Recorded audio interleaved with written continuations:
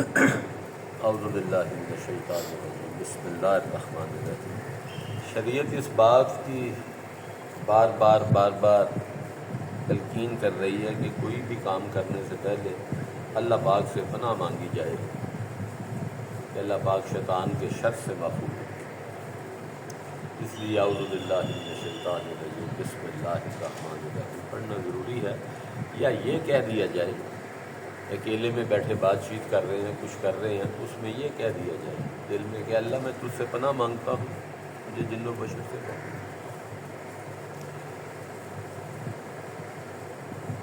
شریعت، طریقت، حقیقت، معرفت، 4 اسٹیپ ہیں۔ مختصر بات کروں گا۔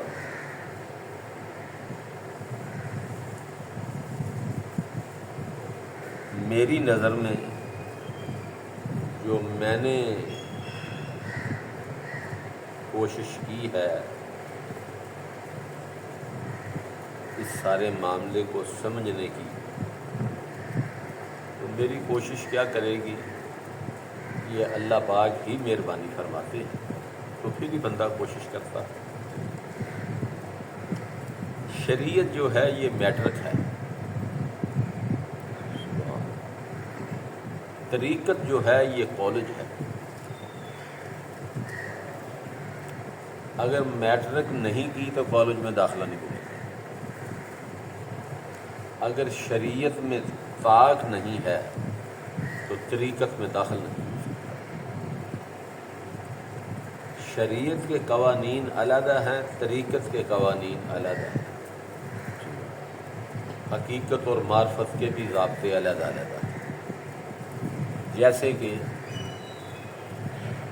ایک تھانے میں ایک پولیس والا ہے، اس کا اختیار ایک علیحدہ ہے، جو حوالدار ہے اس کا اختیار علیحدہ ہے، جو منشی ہے رپٹ درج کرتا ہے اس کا اختیار علیحدہ ہے، جو ایک علاقے کا آفیسر، بیٹ آفیسر ہے اس کے اختیار علیحدہ ہیں، ان کے اوپر جو ہے وہ ایس ایچ او ہے اس کے اختیار علیحدہ ہیں، اس کے اوپر انسپیکٹر کا رینک آ جاتا ہے اس کے اختیار ہیں، پھر اس کے اوپر ڈی ایس پی آ جاتے ہیں، پھر اے ایس پی آ جاتا ہے، پھر ایس پی آ جاتا ہے۔ اسی طرح یہ نظام، اسی طرح یہ فقیری نظام بھی اسی طرح ہے۔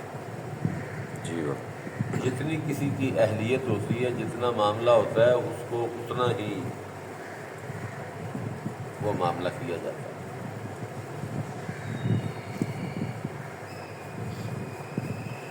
اور اگر ہم یہ کہیں کہ ہمیں ہر چیز، ہر خوشحالی، فقیری بھی ملے، شریعت بھی رہے، طریقت بھی رہے، خوشحالی بھی رہے، ہر معاملہ رہے، تو ایسا نہیں ہوتا۔ ایسا ہونا ممکن نہیں ہے، کیونکہ شریعت کے قوانین علیحدہ ہیں، طریقت کے قوانین علیحدہ ہیں۔ شریعت میں پابندی نہیں ہے کہ آپ نفلی عبادت کریں۔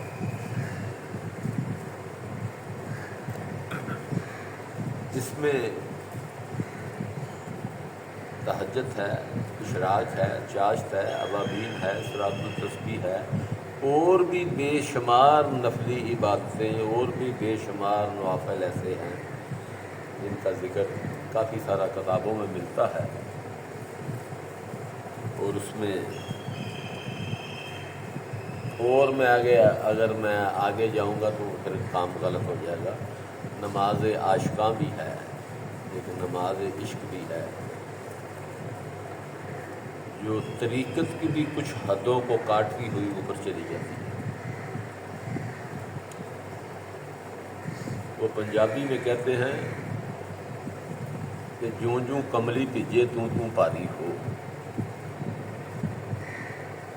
اس لیے میری ہدایت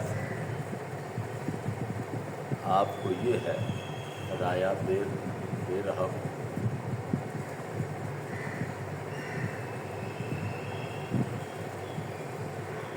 اپنے آپ کو ایک دائرے میں رکھنے کی کوشش کریں،